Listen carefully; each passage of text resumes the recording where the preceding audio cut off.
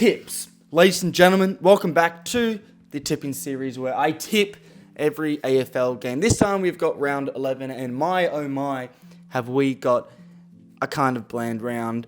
But there is obviously, it's the dream time. Well, I guess it goes over 2 weeks now, Sir Doug Nicholls round, sorry. But it's the real dream time round because we've got the Richmond Essendon game coming up. Now, we'll be going to that game, and I'll give you my prediction on that game later on. Now, I am holding the mic. Usually it's on here, so the audio might sound different, but I thought, why not?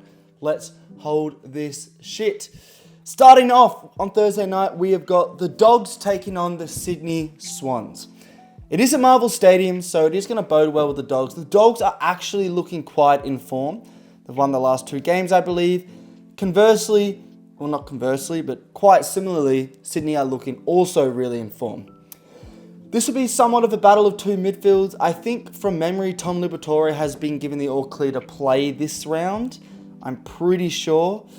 Sydney will be looking to get another win, go 10 wins from 11 matches. The Dogs, if they win this, could bounce into the top 8 dependent on future results.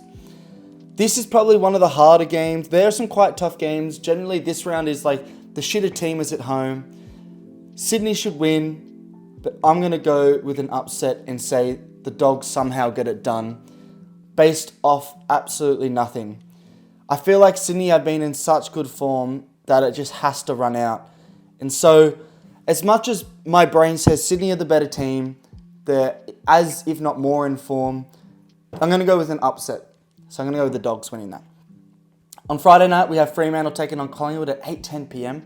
at Optus Stadium, so it is a Fremantle home ground advantage. Both very juxtaposing teams, both quite defensively strong, but Fremantle just don't score many points. And conversely, Collingwood's goal scoring power is amazing. Collingwood are bouncing super hard right now, and I think they'll get the job done over a Fremantle team who are looking good, but the difference is Collingwood are so good right now. They don't have to go, so it might be a little bit of a dodgy one, but I think with Nick Dacos in the form he's in, you can't tip against Collingwood. And that's why I think Collingwood would win. On Saturday, we have got North Melbourne taking on Port Adelaide. I do think Port Adelaide will win this. Jason Horne-Francis against his old club will get probably 30 touches and a couple goals.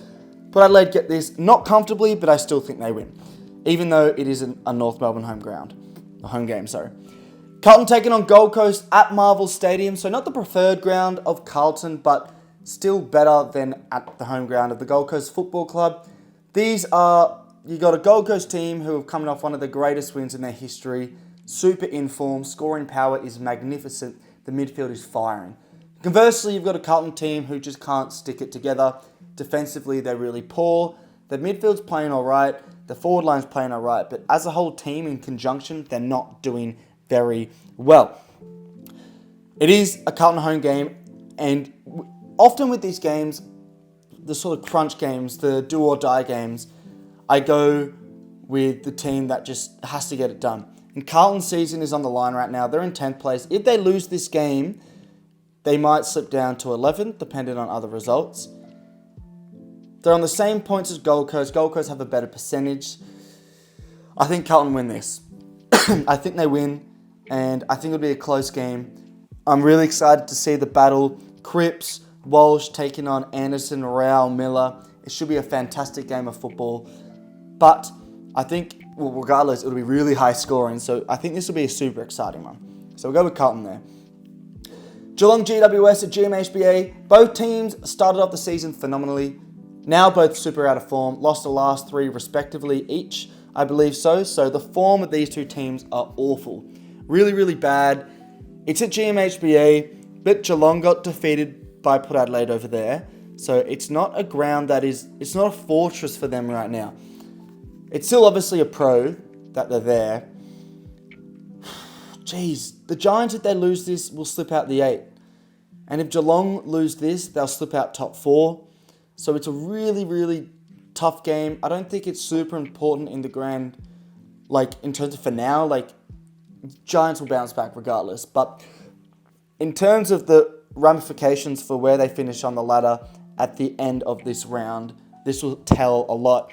And a massive game in the context of the season. These 2 teams will be fighting for top 4 You would think probably one, maybe two if they're lucky will get in there, if any. I think because of the Giants' form and their injuries, they're not going to win. I'm going to go with a Geelong win, and I think they'll get the job done at GMHBA. Points-wise, I haven't really given a points tally for anything. I think Sydney could beat the Dogs by 100 points. Because I've gone with the Dogs, let's go with a 1-point victory. Fremantle, Collingwood, 20 points. North Port Adelaide, 40 points. Carlton, Gold Coast, 10 points. Geelong, GWS, 20 points. Richmond take on Essendon, the penultimate game. I'm really looking forward to this. Now, I've recently saw a stat that Richmond have about 23 fit players on their list. That's absolutely hilarious. We can barely field a team right now. That's how injured we are. The reality is, doesn't matter how bad our team is, we will always stand up.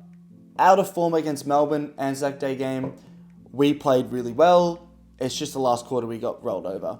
I think we're going to play really well against Essendon, but I do think Essendon, they're just going to win. Are they going to win? Are Essendon going to win? What are the odds right now? 850 to 1. You know what? Fuck it.